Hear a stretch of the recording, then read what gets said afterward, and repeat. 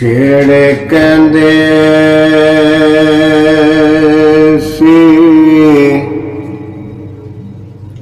ਮਰਾਂਗੇ ਨਾਲ ਤੇਰੇ,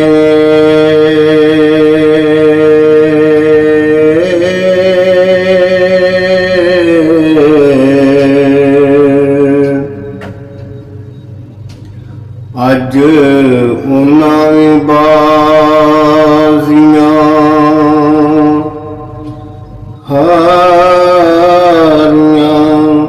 ਨੇ।